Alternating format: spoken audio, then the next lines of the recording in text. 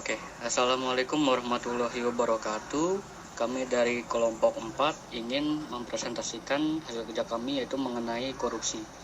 Adapun nama-nama anggota kami yaitu yang pertama ada saya sendiri Andika Ataya, lalu ada Elan Dwiki, lalu ada Febi Afifah, lalu ada Novedila, lalu ada Rehan Pratama, lalu ada Rindiani, dan juga ada Velia.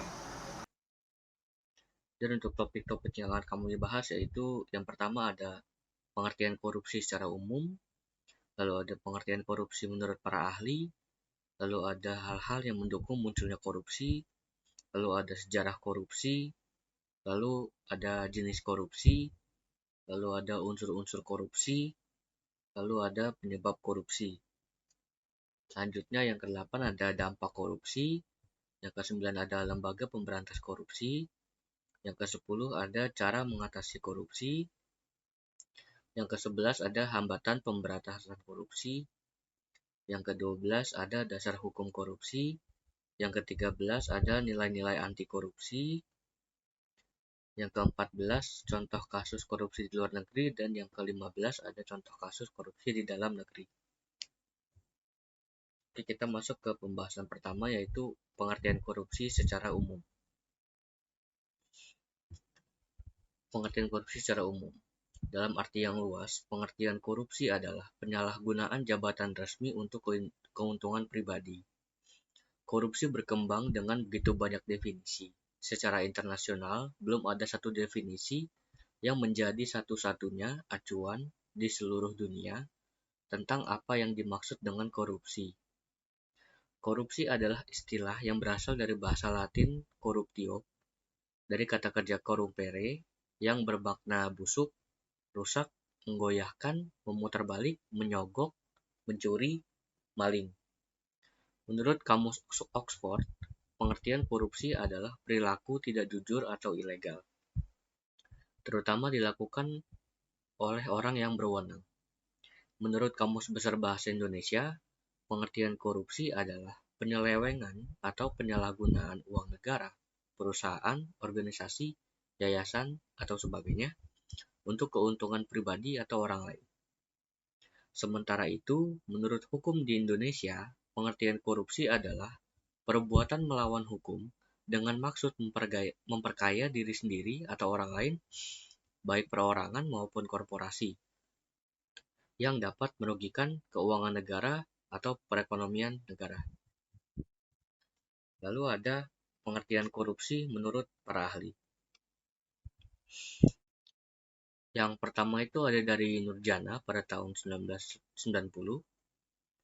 Pengertian korupsi adalah istilah yang berasal dari bahasa Yunani yaitu corruptio, yang berarti perbuatan yang tidak baik, buruk, curang, dapat disuap, tidak bermoral, menyimpang dari kesucian, melanggar norma-norma agama material, mental, dan hukum.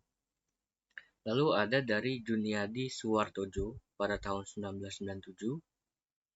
Pengertian korupsi adalah tingkah laku atau tindakan seseorang atau lebih yang melanggar norma-norma yang berlaku dengan menggunakan dan atau menyalahgunakan kekuasaan atau kesempatan melalui proses pengadaan, penetapan pungutan penerimaan, atau pemberian fasilitas atau jasa lainnya yang dilakukan pada kegiatan penerimaan dan atau pengeluaran uang atau kekayaan, penyimpanan uang atau kekayaan, serta dalam perizinan dan atau jasa lainnya, dengan tujuan keuntungan pribadi atau golongannya, sehingga langsung atau tidak langsung merugikan kepentingan dan atau keuangan negara atau masyarakat. Moko, pengertian korupsi adalah upaya menggunakan kemampuan campur tangan karena posisinya untuk menyalahgunakan informasi, keputusan, pengaruh, uang, atau kekayaan demi kepentingan keuntungan dirinya. Selanjutnya ada dari Mubiarto. Menurutnya pengertian korupsi adalah suatu masalah politik lebih daripada ekonomi yang menyentuh keabsahan atau legitimasi pemerintah di mata generasi muda, kaum elit terdidik, dan para pegawai pada umumnya. Akibat yang akan ditimbulkan dari korupsi ini, yakni berkurangnya dukungan pada pemerintah dari kelompok elit, di tingkat provinsi dan kabupaten. Selanjutnya ada dari Syed Hussein Alatas.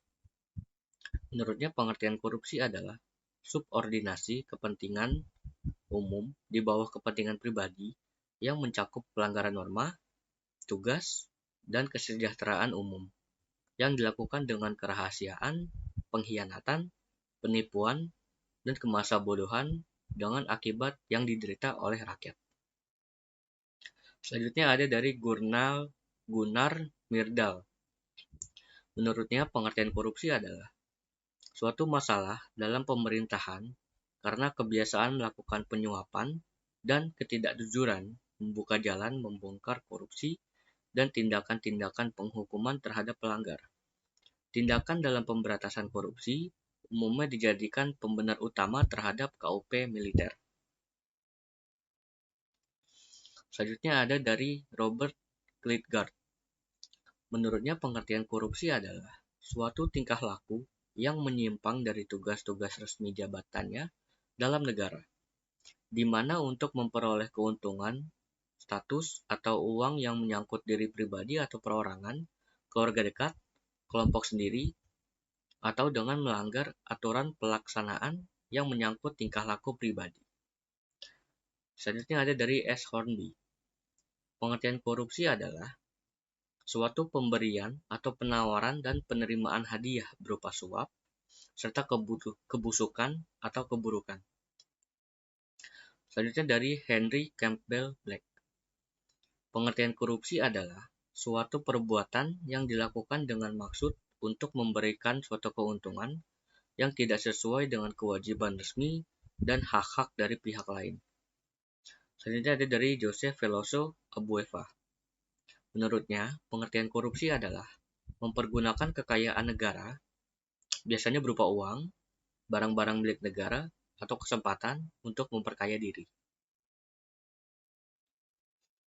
Tadi adalah penjelasan mengenai korupsi menurut para ahli.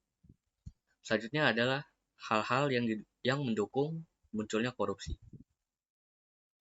Yang pertama itu ada kurangnya transparansi di pengambilan keputusan pemerintah. Lalu ada kampanye-kampanye politik yang mahal dengan pengeluaran lebih besar dari pendanaan politik yang normal. Lalu ada proyek yang melibatkan uang rakyat dalam jumlah besar. Lalu ada lingkungan tertutup yang mementingkan diri sendiri. Lalu ada lemahnya ketertiban hukum, selanjutnya lemahnya profesi hukum, dan kurangnya kebebasan berpendapat. Selanjutnya akan dilanjutkan oleh rekan saya. Selanjutnya itu ada sejarah korupsi di Indonesia. Sejarah korupsi di Indonesia sudah membudaya sejak dulu. Sebelum dan sesudah kemerdekaan, di era Orde Lama, Orde Baru, berlanjut hingga era reformasi. Berbagai upaya telah dilakukan untuk memberantas korupsi, namun hasilnya masih jauh dari harapan.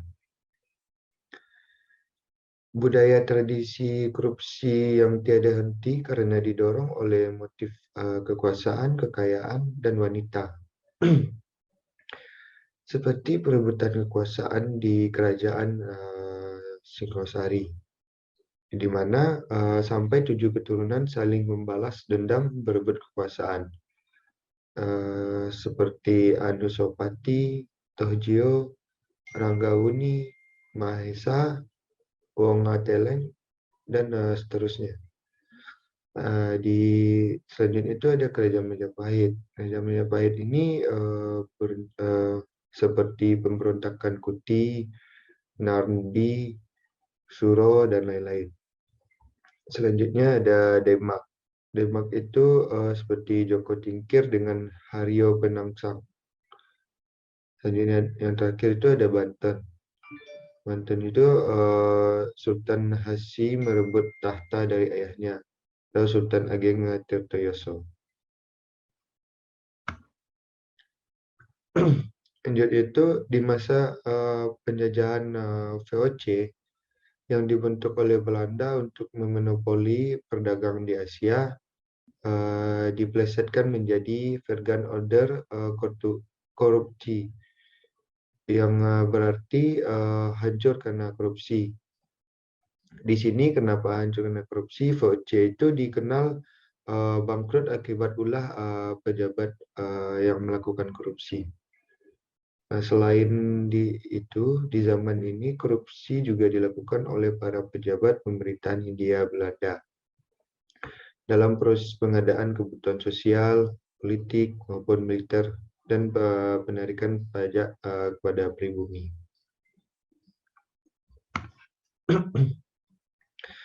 Selanjutnya itu masuk ke jenis-jenis korupsi. Jenis-jenis korupsi itu ada beberapa. Yang pertama itu korupsi suap menyuap, merupakan tindakan pemberian uang atau menerima uang hadiah yang dilakukan pejabat pemerintahan untuk melakukan atau tidak melakukan sesuatu yang bertentangan dengan kewajiban sebagai perbedaan hukum formil dan material. Nah, sebagai contoh di sini bisa dicontohkan seperti saya pejabat tertinggi itu misalnya mengalami kasus dia menyuap hakim atau pengacara.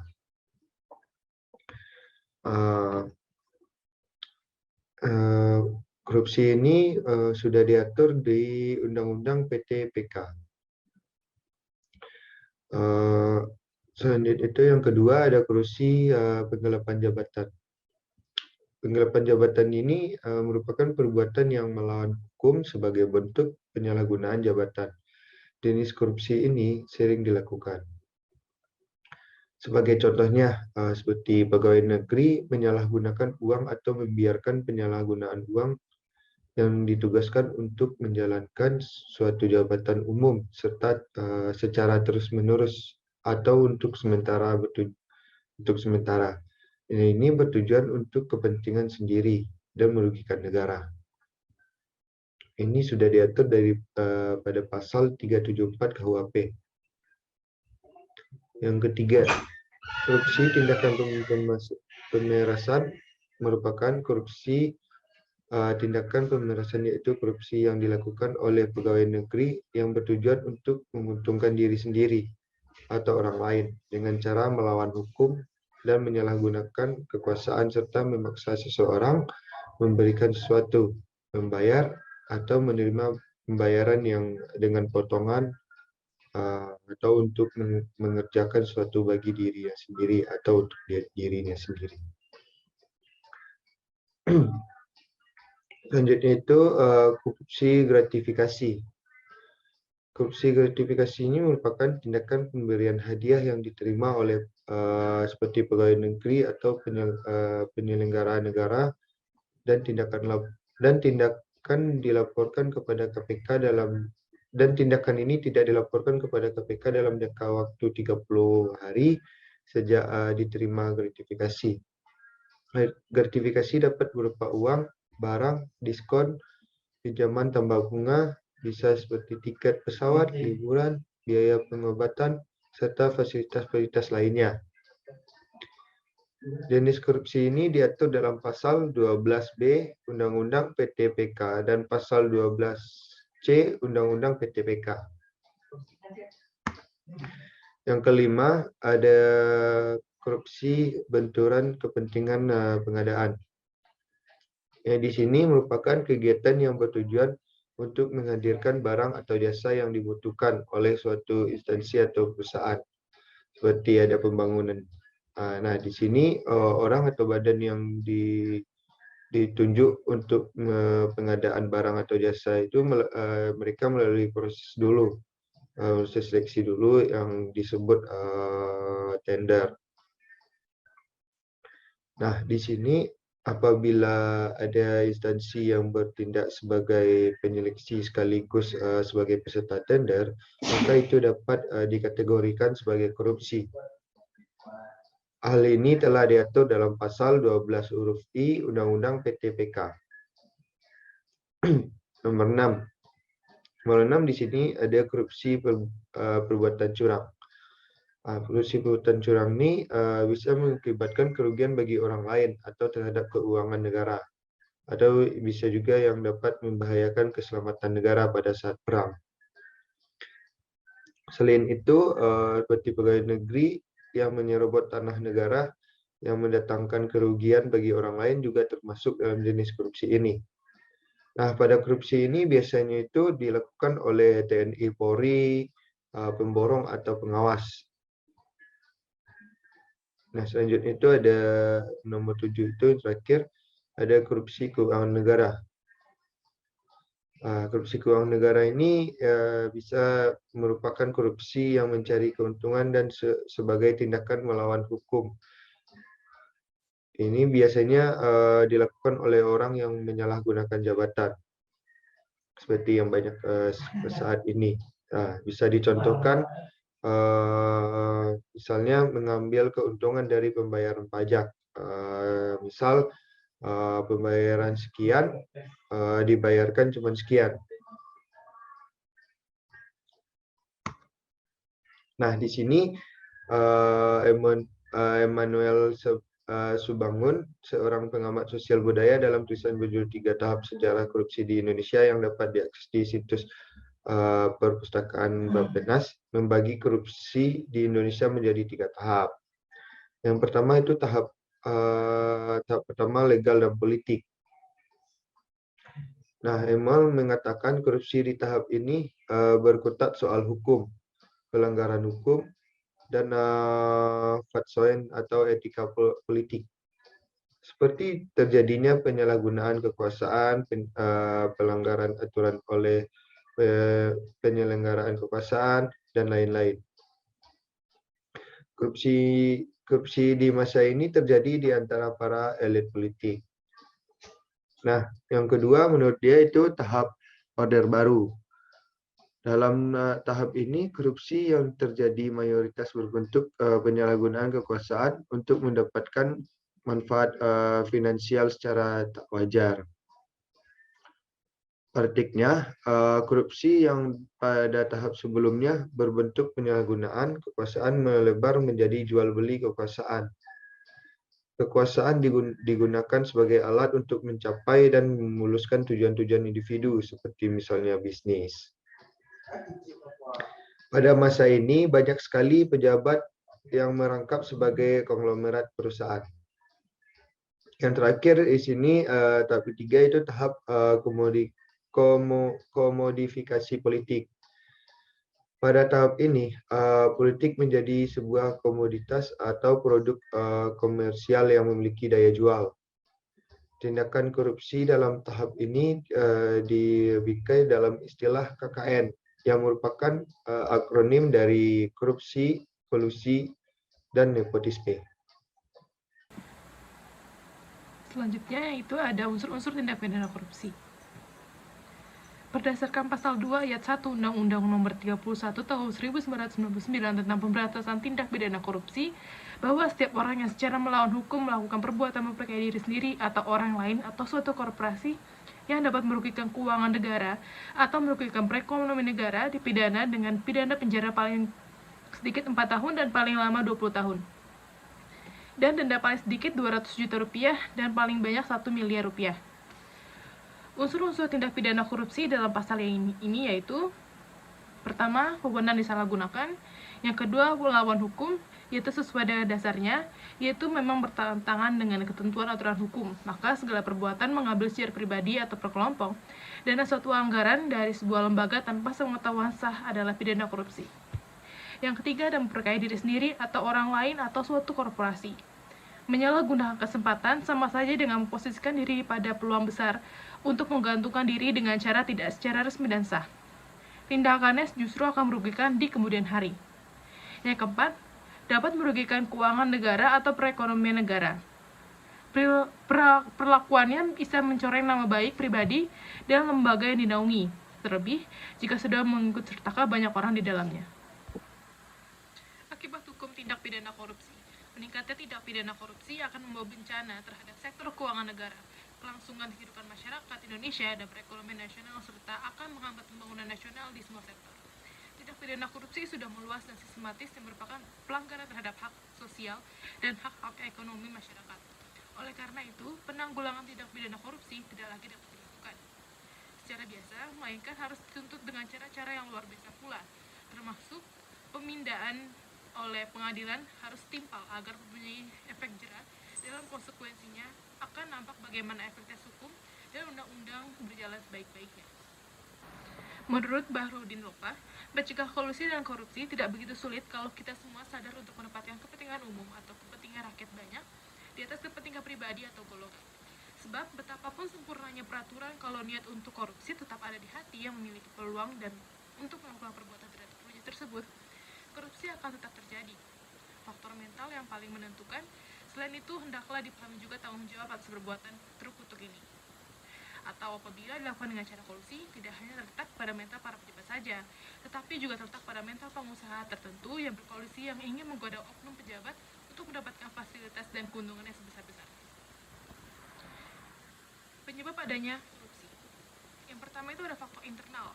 Faktor internal merupakan faktor penyebab terjadinya korupsi yang berasal dari dalam diri pribadi seseorang. Hal ini ditandai dengan sifat manusia yang terbagi menjadi dua aspek, yaitu ada aspek perilaku individu. Yang pertama ada sifat tamak atau rakus. Tamak adalah sifat manusia yang selalu merasa kurang dengan apa yang telah dimiliki, atau bisa pula disebut kurangnya rasa bersyukur. Orang tamak memiliki hasrat untuk menambah harta dan kekayaan mereka dengan melakukan tindakan yang merugikan orang lain, seperti korupsi. Yang kedua, yaitu ada moral yang tidak kuat. Orang yang tidak memiliki moral kuat tentunya akan mudah tergoda untuk melakukan korupsi. Ketika seseorang memang sudah tidak memiliki moral yang kuat atau kurang konsisten, bisa tergoda dengan mudah. Banyak pengaruh dari luar yang masuk ke dalam dirinya. Yang ketiga itu ada gaya hidup konsumtif. Seperti diketahui, manusia kerap kali ingin memenuhi keinginan yang tak terbatas.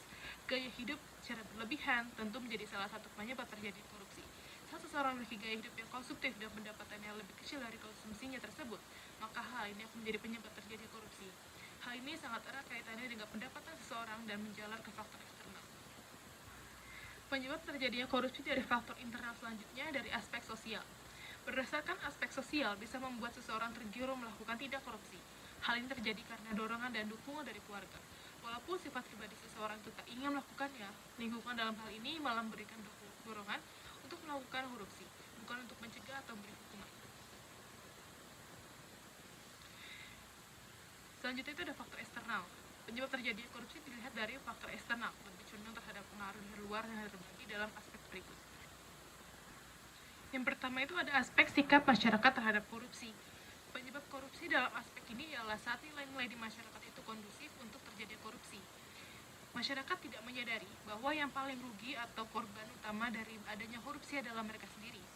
Selain itu, ada pula masyarakat yang tidak menyadari kalau mereka sedang terlibat korupsi. Korupsi tentunya akan bisa dicegah dan diberantas bila ikut aktif dalam agenda pencegahan dan pemberantasan. Untuk itu, diperlukan adanya sosialisasi dan edukasi tentang kesadaran dalam menanggapi korupsi di masyarakat. Berikut aspek sikap masyarakat yang memicu terjadi korupsi. Yang pertama itu nilai-nilai dan budaya di masyarakat yang mendukung terjadi korupsi. Misal, masyarakat menghargai seseorang karena kekayaan yang dimiliki. Akibatnya, masyarakat menjadi tidak kritis terhadap kondisi tersebut, seperti dari mana kekayaan dia berasal. Yang kedua itu ada masyarakat menganggap bahwa korban yang mengalami kerugian akibat terjadinya korupsi adalah negara. Padahal, justru pada akhirnya kerugian terbesar dialami oleh mereka sendiri. Contoh, akibat korupsi anggaran pembangunan menjadi berkurang. Pembangunan transportasi umum terbatas, masyarakat juga yang rugi besar. Padahal, sudah patuh membayar pajak. Yang ketiga itu ada masyarakat kurang menyadari bila dirinya terlibat dalam perilaku korupsi. Setiap tindakan korupsi pasti melibatkan masyarakat, tapi justru sudah terbiasa terlibat dalam tindak korupsi sehari-hari. Masyarakat secara terbuka namun tidak disadari. Yang keempat yaitu ada masyarakat kurang menyadari bahwa korupsi dapat dihentikan bila ikut aktif dalam agenda pencegahan dan pemberantasan korupsi. Umumnya masyarakat menganggap bahwa pencegahan dan pemberantasan korupsi hanyalah tanggung jawab pemerintah. Penyebab terjadinya korupsi berikutnya dari aspek ekonomi. Hampir mirip dengan perilaku konsumtif pada faktor internal. Bedanya di sini lebih ditekankan pada pendapatan seseorang, bukan kepada sifat konsumtifnya. Pendapatan yang dinilai tidak mencukupi bisa menjadi penyebab terjadi korupsi dalam hubungan seseorang. Selanjutnya, pada aspek politis, penyebab terjadinya korupsi karena kepentingan politik serta haus kekuasaan, ingin meraih dan mempertahankan jabatan. Biasanya dalam aspek politis ini bisa membentuk rantai-rantai korupsi yang tak terputus dari seseorang kepada orang lainnya. Yang terakhir ada aspek organisasi. Penyebab terjadinya korupsi dari aspek organisasi bisa terjadi karena beberapa hal, termasuk diantaranya sebagai berikut. Yang pertama, kurang adanya sikap keteladanan pemimpin. Yang kedua, tidak adanya kultur budaya organisasi yang benar. Ketiga, kurang memadainya sistem akuntabilitas. Yang keempat, kelemahan sistem pengendalian manajemen. Dan yang kelima, pengawasan yang terbagi menjadi dua, yaitu pengawasan internal atau pengawasan fungsional dan pengawasan langsung oleh pemimpin, dan pengawasan eksternal atau pengawasan dari legislatif. Dalam hal ini antara lain KPKP, Bawasda, masyarakat, dan lain-lain. Pada kesempatan kali ini saya akan menjelaskan dampak dari korupsi. Yang pertama ada dampak korupsi dalam bidang ekonomi. Yang satu, penurunan produktivitas. Korupsi dapat membuat pertumbuhan ekonomi yang lemah dan tidak adanya investasi. Di mana hal ini dapat membuat terjadinya penurunan produktivitas dan menghambat sektor industri untuk bisa berkembang. Yang kedua, menurunnya pertumbuhan ekonomi dan investasi. Dengan adanya korupsi di suatu negara ini bisa membuat investor asing menjadi tidak percaya dengan kepastian hukum praktik korupsi untuk menanamkan modalnya di industri atau suatu negara. Di mana hal ini bisa mempersulit pembangunan ekonomi. Yang ketiga, rendahnya kualitas infrastruktur publik. Biaya untuk pembangunan infrastruktur publik yang dikorupsi ini bisa mengakibatkan jalan rusak, jembatan ambruk, kendaraan angkutan umum, dan bangunan sekolah yang tidak layak karena rendahnya kualitas infrastruktur akibat dari korupsi itu sendiri. Yang keempat, menurunnya pendapatan dari sektor pajak. Penurunan pendapatan ini terjadi karena biasanya ada oknum pegawai pajak yang memanfaatkan kesempatannya untuk memperkaya diri dengan melakukan korupsi. Sehingga hal ini dapat mengakibatkan ketidakpercayaan masyarakat terhadap pegawai pajak itu sendiri. Dan dapat membuat beberapa masyarakat menjadi malas membayar pajak. Yang kelima, meningkatnya hutang negara. Hal ini diakibatkan karena biaya kas negara yang tidak tercukupi, karena terdapat oknum yang melakukan tindakan korupsi. Sehingga biaya yang sebelumnya sudah sesuai, kini menjadi berkurang dan membuat negara perlu berhutang kepada negara lainnya. Selanjutnya, dampak korupsi dalam bidang politik dan demokrasi. Yang satu, munculnya kepemimpinan korup. Hal ini dikarenakan konstituen didapatkan dan berjalan karena adanya suap yang diberikan oleh calon-calon pemimpin partai, bukan karena simpati atau percaya terhadap kemampuan dan kepemimpinannya. Yang kedua, menguatnya plutokrasi.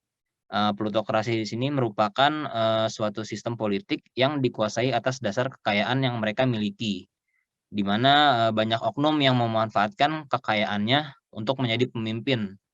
Seperti misalnya contohnya itu pemimpin partai yang menyuap masyarakat untuk mendukung pemimpin tersebut. Yang ketiga, hancurnya kedaulatan rakyat. Dengan adanya anggapan bahwa partai merupakan bentuk representasi rakyat, di mana partai adalah dari rakyat dan mewakili rakyat, sehingga banyak yang menganggap bahwa wajar apabila sesuatu yang didapat dari negara itu sendiri dinikmati oleh partai. Yang keempat, hilangnya kepercayaan terhadap demokrasi. Tindakan korupsi yang sering dilakukan oleh petinggi pemerintah dan petinggi partai politik ini bisa mengakibatkan berkurangnya bahkan hilangnya kepercayaan publik terhadap pemerintahan. Nah, bahkan hal ini itu bisa menimbulkan stigma bahwa setiap orang yang bekerja di pemerintahan pasti korupsi. Selanjutnya, dampak korupsi dalam bidang sosial. Yang satu, mahalnya harga jasa dan pelayanan publik. Praktek korupsi ini menciptakan ekonomi biaya tinggi yang membebankan pelaku ekonomi. Hal ini terjadi karena harga yang ditetapkan harus dapat menutupi kerugian pelaku ekonomi akibat besarnya modal yang dilakukan karena penyelewengan yang mengarah ke tindak korupsi. Yang kedua, terbatasnya akses bagi masyarakat miskin. Sebelumnya ini masyarakat miskin mendapatkan bahan pokok, pendidikan, kesehatan, dan lainnya. Namun akibat dari korupsi, semua biaya untuk memberikan akses tersebut menjadi berkurang, sehingga akses untuk bahan pokok untuk hidup, biaya pendidikan untuk sekolah, biaya rumah sakit, dan lainnya menjadi berkurang. Yang ketiga, meningkatnya angka kriminalitas. Hal ini berkaitan dengan sebelumnya karena terbatasnya akses bagi masyarakat miskin menjadikan masyarakat miskin sendiri tuh banyak melakukan tindakan kriminal seperti mencuri atau merampok untuk memenuhi kebutuhan ekonominya. Yang keempat, demoralisasi. Dampak dari korupsi sendiri itu terjadinya kerusakan moral atau akhlak karena hal ini bisa membuat masyarakat menjadi individualis karena sudah tidak ada yang percaya kepada sistem pemerintahan maupun hukum. Selanjutnya, dampak korupsi dalam bidang pertahanan dan keamanan. Yang satu, lemahnya alutsista dan SDM. Praktek korupsi ini bisa membuat anggaran yang tadinya diperuntukkan untuk memperkuat alutsista dan SDM menjadi terbuang sia-sia sehingga alutsista kita ini menjadi melemah. Yang kedua, lemahnya garis batas negara. Ya karena alutsista dan SDM yang melemah, maka otomatis penjagaan garis batas negara juga melemah. Salah satu contohnya itu negara lain yang mudah menerobos perbatasan wilayah kita baik darat maupun laut. Yang ketiga, menguatnya sisi kekerasan dalam masyarakat. Akibat rasa ketidakpercayaan dan sikap apatis terhadap para penegak hukum ini menimbulkan efek yang merusak, yaitu kekerasan. Selanjutnya ini ada kerugian negara akibat korupsi. Yang pertama itu melambatnya pertumbuhan ekonomi negara. Yang kedua, menurunnya investasi. Yang ketiga, meningkatnya kemiskinan. Serta yang keempat, meningkatnya ketimpangan pendapatan. Selanjutnya ini yaitu Lembaga Penanganan Tindak Pidana Korupsi di Indonesia. Nah, lembaga yang pertama ini yaitu ada kepolisian. Kepolisian Negara Republik Indonesia merupakan alat negara yang bertujuan untuk menjaga keamanan dalam negeri. Tugas dari polisi ini sendiri yaitu untuk memelihara keamanan dan ketertiban masyarakat, menegakkan hukum, memberikan perlindungan, pengayoman, dan pelayanan kepada masyarakat. Kepolisian sendiri yaitu sebagai salah satu fungsi pemerintahan negara di bidang pemeliharaan keamanan dan ketertiban masyarakat, penegakan hukum, perlindungan, pengayoman, dan pelayanan kepada masyarakat yang terdapat pada Pasal 2 Undang-Undang Nomor 2 Tahun 2002. Nah, selanjutnya tugas dan tanggung jawab kepolisian. Tugas dan tanggung jawab polisi ini dalam tindak pidana korupsi yaitu sebagai penyidik. Dari hal ini tuh diatur dalam Undang-Undang Nomor 8 Tahun 1981 tentang KUHP dan Undang-Undang Nomor 2 Tahun 2002 tentang Kepolisian Negara Republik Indonesia.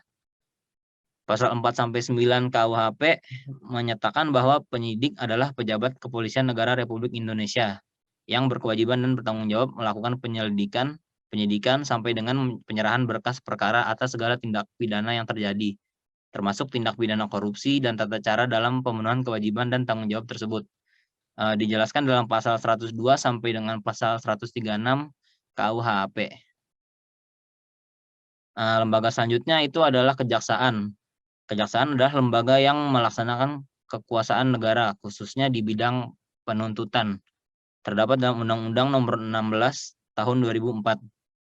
Sedangkan yang dimaksud jaksa adalah pejabat fungsional yang diberi wewenang oleh undang-undang untuk bertindak sebagai penuntut umum dan pelaksana putusan pengadilan yang telah memperoleh kekuatan hukum tetap serta wewenang lain berdasarkan undang-undang.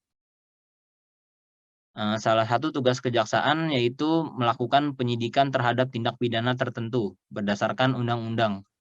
Dari salah satu tugas ini, maka kejaksaan bisa menangani tindak pidana korupsi, karena tindak pidana korupsi merupakan salah satu tindak pidana yang diatur dalam undang-undang, yaitu terdapat pada Undang-Undang Nomor 31 Tahun 1999. Lembaga selanjutnya yaitu Komisi Pemberantas Korupsi atau KPK. KPK sendiri merupakan salah satu lembaga penegak hukum di Indonesia, di mana lembaga ini dibentuk sebagai upaya meningkatkan daya guna dan hasil guna dari pemberantasan tindak pidana korupsi. Dalam Undang-Undang Nomor 30 Tahun 2002 mengatakan bahwa KPK merupakan lembaga negara yang dalam melaksanakan tugas dan wewenangnya ini bersifat independen dan bebas dari pengaruh kekuasaan manapun. Tugas dan wewenang KPK. Tugas KPK ini meliputi yang satu, berkoordinasi dengan instansi yang berwenang melakukan pemberantasan tindak pidana korupsi. Yang kedua, supervisi terhadap instansi yang berwenang melakukan pemberantasan tindak pidana korupsi. Yang ketiga, melakukan penyelidikan, penyidikan, dan penuntutan terhadap tindak pidana korupsi. Yang keempat, melakukan tindakan-tindakan pencegahan tindak pidana korupsi. Yang kelima, melakukan monitor terhadap penyelenggaraan pemerintahan negara. Wewenang KPK sendiri meliputi yang satu, mengkoordinasikan penyelidikan, penyidikan, dan penuntutan tindakan pidana korupsi. Yang kedua, menetapkan sistem pelaporan dalam kegiatan pemberantasan tindak pidana korupsi. Yang keempat, meminta informasi tentang kegiatan pemberantasan tindak pidana korupsi kepada instansi yang terkait. Keempat, melaksanakan dengar pendapat atau pertemuan dengan instansi yang berwenang melakukan pembatasan tindak pidana korupsi. Yang kelima, meminta laporan instansi terkait mengenai pencegahan tindak pidana korupsi. Selanjutnya, dalam memberantas korupsi ini, lembaga ini itu berasaskan pada yang satu, kepastian hukum, yang kedua, keterbukaan, yang ketiga, akuntabilitas, empat, kepentingan umum, dan yang kelima, proporsionalitas. Berikutnya yaitu sejarah singkat pemberantasan korupsi di Indonesia. Yang pertama itu ada Panitia Retooling Aparatur Negara atau PARAN, di mana sejak tahun 1957 sampai 1960 korupsi sudah banyak terjadi dalam tubuh pemerintahan. Nasionalisasi perusahaan asing dianggap sebagai titik awal korupsi di Indonesia. Pemerintah kemudian membentuk Panitia Retooling Aparatur Negara atau bisa disebut PARAN ini, diketuai oleh Jenderal A.H. Nasution dan dibantu oleh Profesor Yamin dan Ruslan Abdul Ghani. Peran dari lembaga ini sendiri masih dinilai kurang karena banyak yang menolak kebijakan dari PARAN, yaitu menyerahkan daftar kekayaan pejabat negara kepada PARAN dengan alasan hanya mau menyerahkan kepada presiden. Namun sampai saat lembaga PARAN ini bubar, daftar kekayaan tersebut tidak pernah sampai ke tangan presiden. Selanjutnya ada Operasi Budi. Operasi Budi ini dibentuk pada tahun 1963 pada masa Orde Lama. Sasaran utama dari program ini adalah BUMN dan lembaga-lembaga negara yang dianggap terjadinya rawan korupsi. Misalnya Pertamina. Operasi Budi ditetapkan melalui keputusan Presiden nomor 275 tahun 1963 tentang pemberantasan korupsi. Operasi Budi sendiri ternyata masih kurang efektif dalam pelaksanaannya karena penyebabnya adalah adanya resistensi atau penolakan birokrasi dan kedekatan para pejabat negara dengan presiden. Selanjutnya, Tim Pemberantasan Korupsi atau TPK. Ini dia lahir pada tanggal 16 Agustus 1967. Soeharto menyatakan dalam pidatonya sebagai presiden bahwa korupsi akan diberantas hingga ke akar-akarnya. Maka dari itu TPK ini dibentuk. TPK ini sendiri terdiri dari Jaksa Agung, Menteri Kehakiman, dan Panglima Angkatan Darat.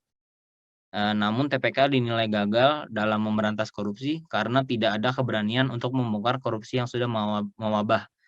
Hal ini juga menjadi pemicu terjadinya demo mahasiswa besar-besaran pada tahun 1970-an. Selanjutnya ada Komisi 4. Merespon protes mahasiswa dalam demonstrasi besar-besaran pada tahun 1970-an. Presiden Soeharto ini membentuk Komisi 4. Presiden Soeharto menunjukkan mantan Perdana Menteri Wilopo dan Muhammad Hatta sebagai ketua. Dalam perjalanannya, Komisi 4 menangani kasus-kasus terbengkalai seperti kasus korupsi di Pertamina. Selanjutnya ada Operasi Tertib atau OPSTIB. Ini pada tahun 1971 disahkan Undang-Undang Nomor 3 Tahun 1971 tentang pemberantasan tindak pidana korupsi. Sebagai bentuk pelaksanaan undang-undang tersebut dan gagalnya lembaga Komite 4, maka pemerintah membentuk OPSTIB ini atau Operasi Tertib. OPSTIB ini dipimpin oleh Laksamana Sudomo berdasarkan Inpres nomor 9 tahun 1977. Namun persoalan yang sama dialami oleh lembaga ini. Karena korupsi yang terjadi di pemerintahan Orde Baru ini merupakan bentuk korupsi yang struktural, di mana para pelakunya memiliki kedekatan dengan rezim yang berkuasa. Maka dari itu sehingga OPSTIB ini tetap dinilai kurang dalam melaksanakan tugasnya. Selanjutnya ada Tim Gabungan Pemberantasan Tindak Pidana Korupsi atau TGP-TPK. Pada masa pemerintahan Abdurrahman Wahid, TGP-TPK ini dibentuk dengan Peraturan Pemerintahan Nomor 19 Tahun 2000 sebagai lembaga sementara sampai terbentuknya Komisi Pemberantasan Korupsi yang merupakan amanat Undang-Undang Nomor 31 Tahun 1999 tentang pemberantasan korupsi. Tim ini beranggotakan jaksa, polisi, dan wakil dari masyarakat dan berada di bawah Jaksa Agung. TGP-TPK sendiri tidak mendapat dukungan karena dianggap bertentangan dengan Undang-Undang Nomor 31 Tahun 1999 dan membuat keputusan TGP-TPK ini bubar secara hukum. Nah, setelah TGP-TPK ini kemudian lahirlah KPK yang didirikan pada tahun 2003 yang menjadi lembaga pemberantasan korupsi sampai saat ini. Untuk materi selanjutnya akan dijelaskan oleh teman saya.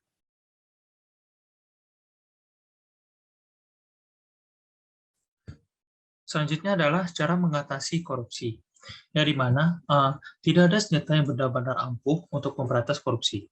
Korupsi seolah-olah telah menjadi budaya yang mendarah daging di Indonesia. Berbagai cara telah dilakukan untuk menghapuskan korupsi hingga akar-akarnya. Namun, para koruptor tetap mampu mencari celah untuk korupsi. Oleh karena itu, dibutuhkan kerjasama dari semua pihak untuk menurunkan angka korupsi. Cara mengatasi korupsi berikut ini akan saya paparkan berbagai upaya dan strateginya. Yang pertama adalah pembentukan lembaga anti korupsi.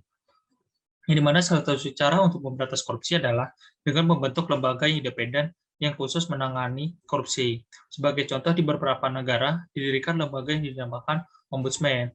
Yang lalu kita sudah memiliki lembaga yang secara khusus dibentuk untuk memberantas korupsi. Lembaga tersebut adalah Komisi Pemberantasan Korupsi. Lalu, hal lain yang perlu diperhatikan adalah memperbaiki kinerja lembaga peradilan, baik dari tingkat kepolisian, kejaksaan, pengadilan, dan lembaga pemasyarakatan. Yang mana pengadilan adalah jantungnya penegak hukum yang harus bersikap imparsial atau tidak memihak, jujur dan adil. Banyak kasus korupsi yang tidak terjerat oleh hukum karena kinerja lembaga peradilan yang sangat buruk. Bila kinerja buruk karena tidak mampu, mungkin masih dapat maklumi. Ini berarti pengetahuan serta keterampilan aparat penegak hukum harus ditingkatkan. Yang menjadi masalah adalah bila mereka tidak mau atau tidak memiliki keinginan yang kuat untuk memberantas korupsi, atau justru terlibat dalam berbagai korupsi. Ya tentunya kan akan menjadi malapetaka bagi bangsa ini kan. Nah, di mana lagi juga kita akan mencari keadilan. Tuh. Lalu yang ketiga adalah reformasi birokrasi dan reformasi pelayanan publik adalah salah satu cara untuk mencegah korupsi. Yang mana dalam poin ketiga ini, semakin banyak meja yang harus dilewati untuk mengurus suatu hal, semakin banyak pula kemungkinan untuk terjadinya korupsi. Salah satu cara untuk menghindari praktik suap menyuap dalam rangka pelayanan publik adalah dengan mengumumkan secara resmi biaya yang harus dikeluarkan oleh seseorang untuk mengurus suatu hal seperti mengurus paspor, mengurus SIM, mengurus izin usaha, atau izin mendirikan bangunan. Lalu yang ke poin D itu adalah dengan memperbaiki dan memantau kinerja pemerintah daerah. Ya, sebelum otonomi daerah diberlakukan, umumnya semua kebijakan diambil oleh pemerintah pusat. Dengan demikian, korupsi besar-besaran umumnya terjadi di ibu kota negara atau di Jakarta. Dengan otonomi yang diberikan kepada pemerintah daerah, atau korupsi tidak terpusat hanya di ibu kota negara saja, tetapi berkembang di berbagai daerah. Untuk itu, kinerja dari aparat pemerintah di daerah juga perlu diperbaiki dan dipantau atau diawasi. Lalu kedua adalah pencegahan korupsi di sektor publik. Yang dimana mewajibkan pejabat publik untuk melaporkan dan mengumumkan jumlah kekayaan yang dimiliki baik sebelum maupun sesudah menjabat. Yang dimana dengan demikian masyarakat dapat memantau tingkat kewajaran peningkatan jumlah kekayaan yang dimiliki, khususnya apabila ada peningkatan jumlah kekayaan setelah selesai menjabat. Kesulitan timbul ketika kekayaan yang didapatkan dengan melakukan korupsi dialihkan kepemilikannya kepada orang lain, misalnya anggota keluarga.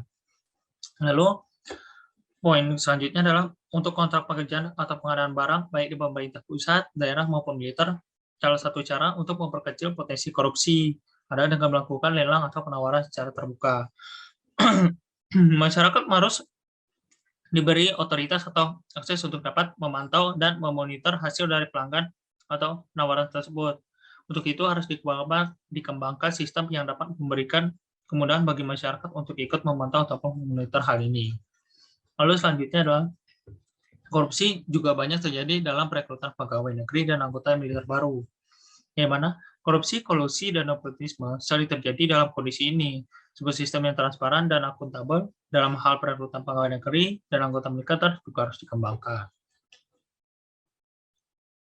Lalu yang ketiga adalah penjagaan sosial dan pemberdayaan masyarakat. Jadi mana yang pertamanya memberikan hak pada masyarakat untuk mendapatkan akses terhadap informasi. Jadi mana sebuah informasi ini harus dibangun, di mana kepada masyarakat termasuk media diberikan hak meminta segala informasi yang berkaitan dengan kebijakan pemerintah yang mempengaruhi hajat hidup orang banyak. Hal ini dapat meningkatkan keinginan pemerintah untuk membuat kebijakan dan menjalankan secara transparan. Pemerintah memiliki kewajiban melakukan sosialisasi atau diseminasi berbagai kebijakan yang dibuat dan yang akan dijalankan. Lalu, isu mengenai public awareness atau kesadaran serta kepedulian publik terhadap bahayanya korupsi dan isu pemberdayaan masyarakat adalah salah satu cara yang sangat penting dari upaya pemberantasan korupsi. Ya, di mana salah satu cara untuk meningkatkan public awareness adalah dengan melakukan kampanye tentang bahaya korupsi, terus sosialisasi, serta juga diseminasi di ruang publik mengenai apa itu korupsi. Dampak korupsi dan bagaimana memerangi korupsi harus diinsentifkan. Kampanye tersebut dapat dilakukan dengan menggunakan media massa baik cetak maupun tertulis. Bisa juga melakukan seminar dan juga diskusi. Lalu spanduk dan poster yang berisikan ajakan untuk menolak segala bentuk korupsi harus dipasang di kantor-kantor pemerintahan sebagai media kampanye tentang bahaya korupsi. Di berbagai negara, termasuk Indonesia, isu korupsi dimasukkan sebagai salah satu bagian dari mata pelajaran atau mata kuliah, baik di tingkat sekolah dasar maupun menengah dan perguruan tinggi. Lalu yang ketiga adalah, poin ketiga ini, menyediakan sarana bagi masyarakat untuk melaporkan kasus korupsi. Ini mana sebuah mekanisme harus dikembangkan di mana masyarakat dapat dengan mudah dan bertanggung jawab melakukan kasus korupsi yang diketahuinya. Mekanisme tersebut harus dipermudah atau disederhanakan, misalnya via telepon, surat, atau telex. Dengan berkampanye tentang informasi, media internet adalah salah satu mekanisme yang murah dan mudah untuk melaporkan kasus korupsi. Lalu, yang terakhir adalah lembaga swadaya masyarakat atau LSM atau NGOs baik di tingkat lokal internasional juga memiliki peranan penting untuk mencegah pemberantasan korupsi, di mana mereka adalah bagian dari masyarakat sipil yang keberadaannya tidak dapat diremehkan begitu aja. Sejak era reformasi, LSM baru yang bergerak di bidang anti korupsi banyak bermunculan, sama seperti pers yang bebas. LSM ini memiliki fungsi untuk melakukan pengawasan atas perilaku pejabat publik. Wah, mantap nih. Lalu yang terakhir adalah monitoring dan evaluasi. Di mana ada satu hal penting lagi yang harus dilakukan dalam rangka mensukseskan pemberantasan korupsi, yakni melakukan monitoring dan evaluasi. Tanpa melakukan monitoring dan evaluasi terhadap seluruh pekerjaan atau kegiatan pemberantasan korupsi, sulit mengetahui capaian yang telah dilakukan. Dengan melakukan monitoring dan evaluasi, dapat dilihat strategi atau program yang sukses dan yang gagal. Untuk strategi atau program yang sukses, sebaiknya dilanjutkan. Untuk yang gagal harus dicari penyebabnya. Pengalaman di negara-negara lain yang sukses maupun yang gagal dapat dijadikan bahan pertimbangan ketika memilih cara strategi, upaya maupun program pemberantasan korupsi di negara kita. Namun mengingatkan ada begitu banyak strategi, cara atau upaya yang digunakan, kita tetap harus mencari cara kita sendiri untuk menemukan solusi pemberantasan korupsi. Lalu selanjutnya hambatan pemberantasan korupsi. Yang dimana upaya pemberantasan korupsi sudah dilakukan sejak lama dengan menggunakan berbagai cara. Sanksi terhadap pelaku korupsi sudah diperberat, namun setiap hari kita masih membaca atau mendengar adanya berita mengenai korupsi. Berita mengenai operasi tangkap tangan atau OTT terhadap pelaku korupsi masih sering terjadi. Beberapa hambatan dalam pemberantasan korupsi yang dapat diklasifikasikan sebagai berikut. Yang pertama adalah hambatan struktural, di mana hambatan ini bersumber dari praktik penyelenggara negara dan pemerintah yang membuat penanganan tipikor tidak berjalan sebagaimana semestinya. Lalu yang kedua adalah hambatan kultural, yang mana hambatan yang bersumber dari kebiasaan negatif di masyarakat, adapun yang termasuk dalam kelompok ini seperti masih adanya sikap sungkan dan toleran di antara pemerintahan yang dapat menghambat penanganan tipikor. Lalu yang ketiga adalah hambatan instrumental, terjadi karena minimnya instrumen pendukung dalam bentuk peraturan perundang-undangan yang membuat penanganan tipikor tidak berjalan mulus, seperti adanya peraturan yang tumpang tindih. Lalu yang keempat adalah hambatan manajemen, yang mana terjadi karena diabaikan atau tidak diterapkannya prinsip-prinsip manajemen yang baik. Komitmen yang tinggi dilaksanakan secara adil, transparan, dan akuntabel, seperti kurang komitmennya manajemen pemerintah dalam menindaklanjuti hasil pengawasan lemahnya koordinasi, lalu kurangnya dukungan teknologi informasi, dan sebagainya. Selanjutnya itu ada dasar hukum korupsi. Yang pertama, Kitab Undang-Undang Hukum Pidana. Yang kedua itu Undang-Undang Nomor 31 Tahun 1999 tentang Pemberantasan Tindak Pidana Korupsi. Yang ketiga, Undang-Undang Nomor 20 Tahun 2001 tentang perubahan atas Undang Nomor 31 Tahun 1999 tentang Pemberantasan Tindak Pidana Korupsi. Tindak pidana korupsi dibagi dalam 7 kelompok, yaitu yang pertama, tindak pidana korupsi yang merugikan keuangan negara ada di pasal 2 dan pasal 3. Yang kedua, tindak pidana korupsi berupa praktek suap menyuap ada di pasal 5 ayat 1 huruf A dan huruf B, pasal 13, pasal 5 ayat 2, pasal 12 huruf A dan B, pasal 11, pasal 6 ayat 1 huruf A dan huruf B.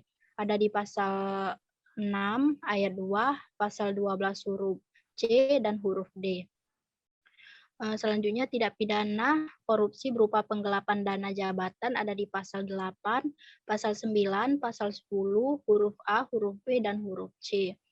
Selanjutnya tindak pidana korupsi berupa pemerasan ada di pasal 12 huruf E, huruf F, dan huruf G. Tindak pidana korupsi berupa perbuatan curang ada di pasal 7 ayat 1 huruf A, huruf B, huruf C, dan huruf D, pasal 7 ayat 2, pasal 2 huruf H. Selanjutnya tindak pidana korupsi yang berupa benturan kepentingan dalam pengadaan ada di pasal 12 huruf I. Yang terakhir, tindak pidana korupsi berupa gratifikasi ada di pasal 12B, pasal 12C. Next. Selanjutnya ada nilai-nilai anti korupsi. Yang pertama itu jujur. Kejujuran adalah salah satu nilai yang paling utama dalam anti korupsi, karena tanpa kejujuran seorang tidak akan mendapat kepercayaan dalam berbagai hal, termasuk dalam kehidupan sosial. Next. Yang kedua, peduli. Rasa kepedulian dapat dilakukan terhadap lingkungan sekitar dan berbagai hal di dalamnya. Contohnya sebagai mahasiswa, dapat diwujudkan dengan berusaha memantau jalannya proses pembelajaran, memantau sistem pengelolaan sumber daya di kampus, dan lain-lain. Sedangkan sebagai masyarakat, kita diwujudkan dengan peduli terhadap sesama seperti turut membantu jika terjadinya bencana alam, turut membantu meningkatkan lingkungan sekitar tempat bekerja, baik dari sisi lingkungan, alam, maupun sosial terhadap individu dan kelompok lain. Next. Selanjutnya, disiplin. Definisi dari kata disiplin yaitu ketaatan atau kepatuhan kepada peraturan. Sebaliknya, untuk mengatur kehidupan manusia memerlukan hidup yang disiplin. Manfaat yang kita dapatkan dari disiplin ialah seseorang dapat mencapai tujuan dengan waktu yang lebih efisien.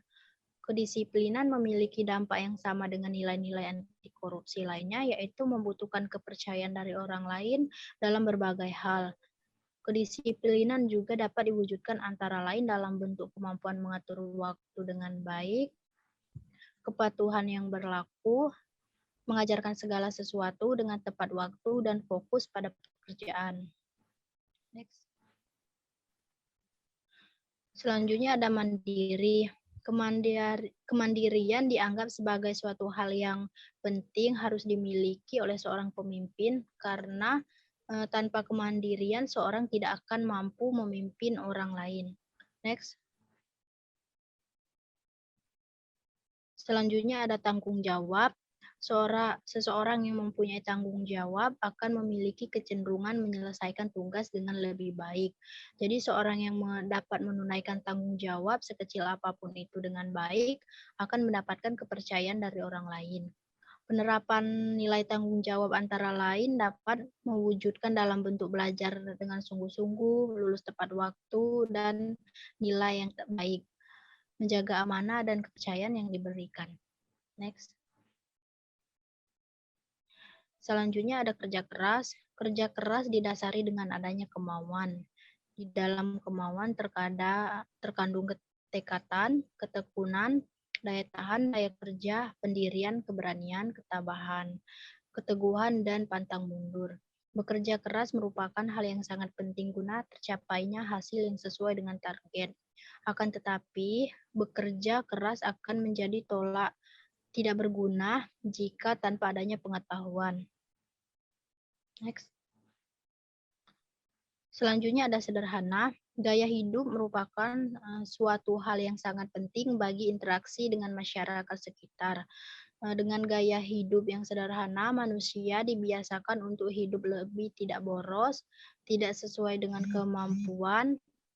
Dengan gaya hidup yang sederhana, seseorang juga dibina untuk memprioritaskan kebutuhan atas keinginannya. Next. Selanjutnya ada berani. Keberanian dapat diwujudkan dalam bentuk berani mengatakan dan membela kebenaran. Berani mengatakan dan membela kebenaran, berani mengakui kesalahan, berani bertanggung jawab, dan sebagainya. Keberanian sangat diperlukan untuk mencapai kesuksesan dan keberanian akan semakin matang jika diiringi dengan keyakinan. Serta keyakinan akan semakin kuat jika pengetahuannya juga kuat. Next.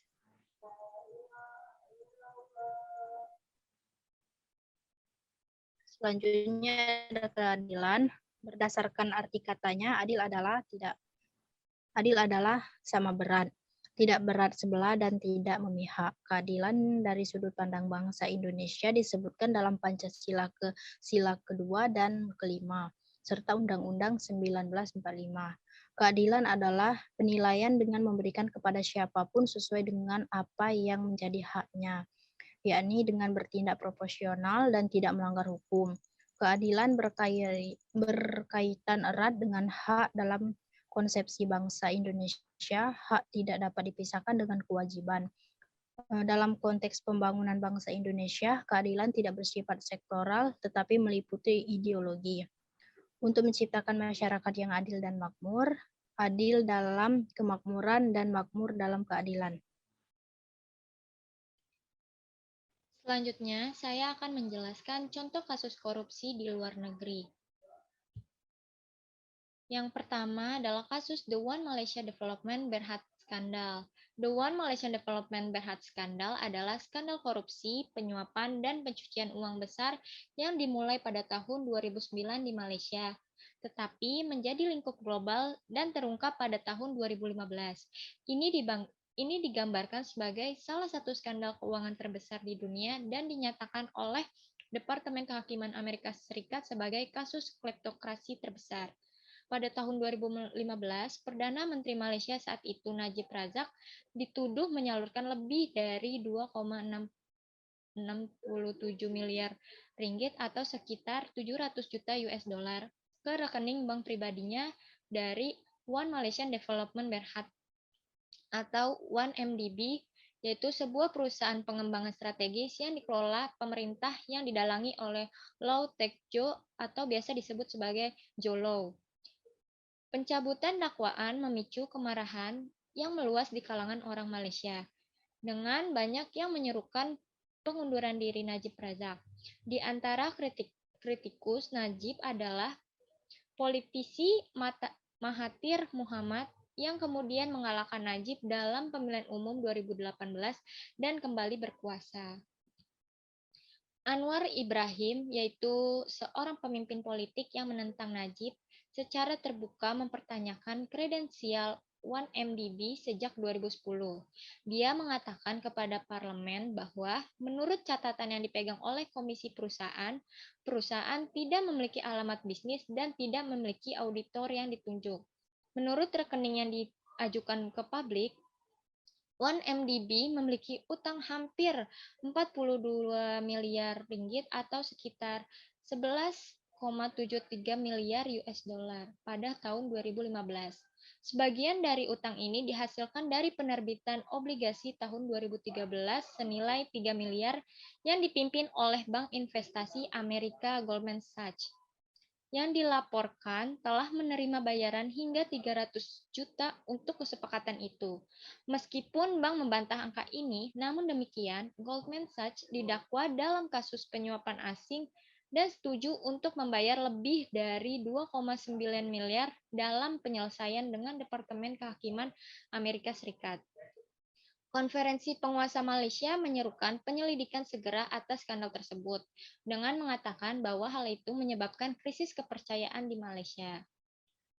Setelah pemilihan 2018, Perdana Menteri yang baru terpilih, Mahathir Muhammad, membuka kembali penyelidikan atas skandal 1MDB. Departemen Imigrasi Malaysia melarang Najib dan 11 lainnya meninggalkan negara itu. Sementara, polisi menyita lebih dari 500 tas dan 12.000 perhiasan yang diperkirakan bernilai 270 juta US dollar dari properti yang terkait dengan Najib. Kemudian Najib didakwa dengan pelanggaran kriminal kepercayaan, pencucian uang, dan penyalahgunaan kekuasaan. Sementara Jolow didakwa dengan pencucian uang. Departemen Kehakiman Amerika Serikat melakukan penyelidikannya sendiri terhadap 1MDB, menuduh bahwa lebih dari 4, miliar US dollar dialihkan dari 1MDB oleh Jolow dan konspirator lainnya termasuk pejabat dari Malaysia, Arab Saudi, dan Uni Emirat Arab. Najib kemudian dinyatakan bersalah atas 7 tuduhan yang berkaitan dengan SRC International, yaitu sebuah perusahaan tiruan yang terkait dengan 1MDB, dan dijatuhi hukuman 12 tahun penjara. Pada September tahun 2020, jumlah yang diduga dicuri dari 1MDB diperkirakan mencapai 4, miliar US dollar, dan laporan pemerintah Malaysia menyebutkan utang 1MDB yang belum dibayar mencapai 7, miliar US dollar. Pemerintah telah menanggung utang 1MDB termasuk obligasi 30 tahun yang jatuh tempo pada tahun 2039. Pada 5 Agustus 2021, dalam upaya berkelanjutan untuk memerangi kleptokrasi global, Departemen Kehakiman Amerika Serikat memulihkan dan mengembalikan total 1,2 miliar US dollar dana 1MDB yang disalahgunakan dalam yurisdiksi Amerika Serikat kepada rakyat Malaysia. Bergabung dengan daftar beberapa negara yang telah memulai pemulihan atau yang telah memulangkan jumlah pemulihan yang lebih kecil.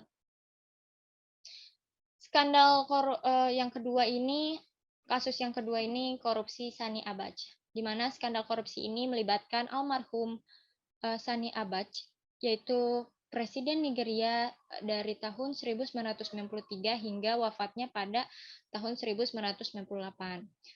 Meninggal belangnya rezim Abacha diwarnai oleh skandal korupsi yang baru lalu terbongkar setelah wafatnya, yang diketahui mengambil uang rakyat sekitar 3-5 miliar US dollar pada 2014. Departemen Kehakiman Amerika Serikat mengungkapkan bahwa mereka membekukan dana gelap lebih dari 458 juta US dollar yang disembunyikan Abacha dan komplotannya di seluruh dunia. Selama bertahun-tahun, Nigeria telah berjuang untuk mengembalikan uang tersebut, tetapi perusahaan komplotan keluarga Abacha memperkeruh suasana dengan terus memperjuangkan uang haram tersebut di pengadilan selama 5 tahun. Secercah harapan muncul pada 2019. Lelah menerima tekanan publik, Lembaga Rahasia Penyelundupan Pajak di Jersey, Inggris, mengumumkan telah memasukkan 268 juta US dollar ke dalam dana pemulihan aset yang pada akhirnya akan dikembalikan ke Nigeria. Selanjutnya, contoh kasus korupsi di dalam negeri. Kasus yang pertama yaitu kasus korupsi Bank Senturi. Kasus Bank Senturi bermula dari penetapannya menjadi bank gagal berdampak sistematik.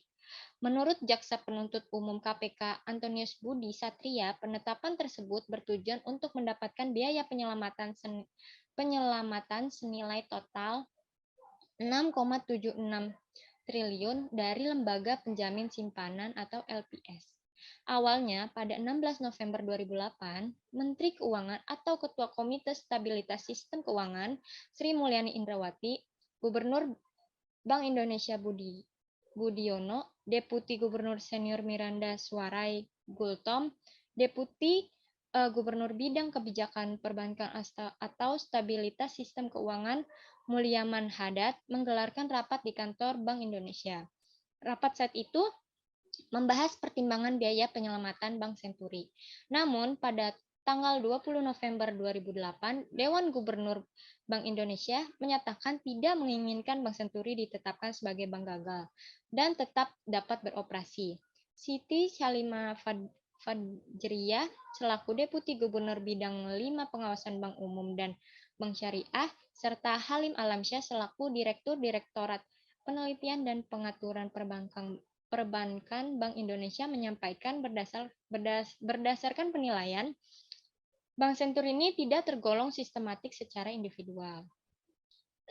Menanggapi hal tersebut, mantan Deputi Gubernur Bank Indonesia bidang 4 pengelolaan moneter dan devisa dan kantor perwakilan, Budi Mulya, itu tidak setuju dengan lampiran data yang disampaikan oleh Halim Alamsyah.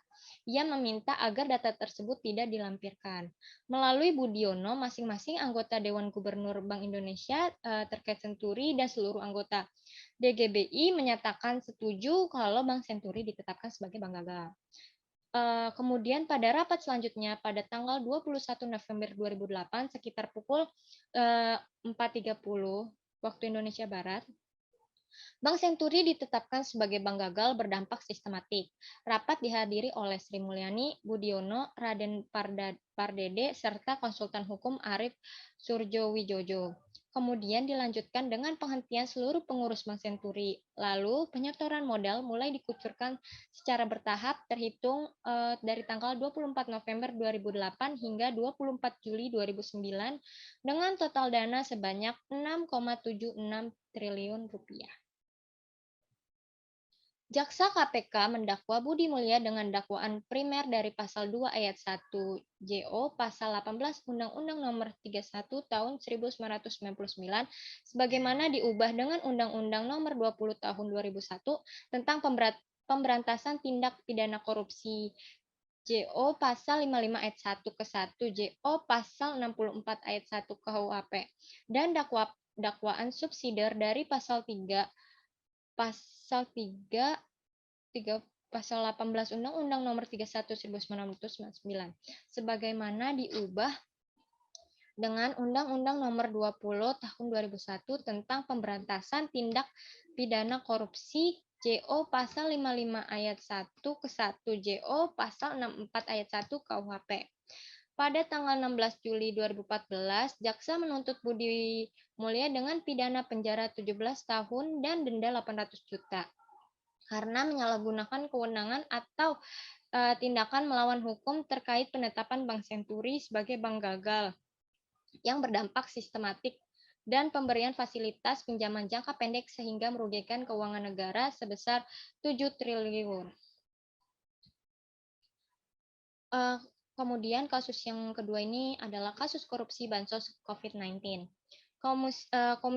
Komisi Pemberantasan Korupsi atau KPK mengungkapkan kasus korupsi yang dilakukan oleh Menteri Sosial yaitu Juliari Peter Batubara dan beberapa orang lainnya yang terkait dengan bantuan sosial dalam rangka penanganan COVID-19. Berawal dengan adanya pengadaan bansos penanganan COVID-19 berupa paket sembako dari Kementerian Sosial Republik Indonesia tahun 2020. Pengadaan tersebut bernilai sekitar 5,9 triliun dengan total 272 kontrak dan dilakukan 2 periode. Juliari menunjukkan Matius Joko Santoso dan Adi Wahyono sebagai pejabat pembuat komitmen dalam pelaksanaan proyek tersebut dengan cara penunjukan langsung dari para rekanan. Dari upaya itu diduga disepakati adanya fee dari tiap-tiap paket pekerjaan yang harus disetorkan pada rekanan kepada Kementerian Sosial melalui Matius. Ketua KPK Firly Bahuri menuturkan untuk fee tiap paket bansos disepakati oleh Matius dan Adi sebesar 10.000 per paket sembako dari harga nilai 300.000 per paket sembako. Kemudian, kontrak pekerjaan dibuat oleh Matius dan Adi pada bulan Mei sampai November 2020 dengan beberapa supplier yang diantaranya Ardian IM, Hari Sidabuke, dan PT Raja Wali Parama Indonesia. Pada pelaksanaan paket bansos sembako periode pertama diduga diterima fee sebesar 12 miliar yang pembagiannya diberikan secara tunai oleh Matius kepada Juliari melalui Adi, yaitu sekitar 8,2 miliar. Sedangkan untuk periode kedua, pelaksanaan paket bansos sembako terkumpul uang fee dari Oktober sampai Desember 2020 sekitar sejumlah 8,8 miliar yang dipergunakan untuk keperluan Juliari. Juliari melanggar pasal 12A atau pasal 12B atau pasal 11 Undang-Undang Nomor 31 Tahun 1999 sebagaimana telah diubah dengan Undang-Undang Nomor 21 Tahun 2001 tentang pemberantasan tindak korupsi JO pasal 55 ayat 1 ke 1 KUHP. Matius dan Adi melanggar pasal 12A atau pasal 12B atau pasal 11 dan pasal 12 I Undang-Undang Pemberantasan Tindak Pidana Korupsi JO pasal 55 ayat 1 ke 1 KUHP. Sedangkan Ardian IM dan Hari Sidabuke sebagai pemberi suap disangkakan melanggar pasal 5 ayat 1A atau pasal 5 ayat 1B atau pasal 13 Undang-Undang Pemberantasan Tindak Pidana Korupsi. Majelis Hakim Pengadilan Tindak Pidana Korupsi memvonis Juliari Peter Batubara 12 tahun penjara dan denda 500 juta subsidiar 6 bulan kurungan. Majelis Hakim Pengadilan Tindak Pidana Korupsi juga memvonis Matius Joko 9 tahun penjara dan denda sebesar 450 juta subsidiar 6 bulan kurungan. Kemudian Majelis Hakim Pengadilan Tindak Pidana Korupsi juga memvonis Adi 7 tahun penjara dan denda sebesar 350 juta dan subsidiar 6 bulan kurungan. Sekian presentasi dari kelompok kami, kurang lebihnya mohon maaf. Terima kasih. Assalamualaikum warahmatullahi wabarakatuh.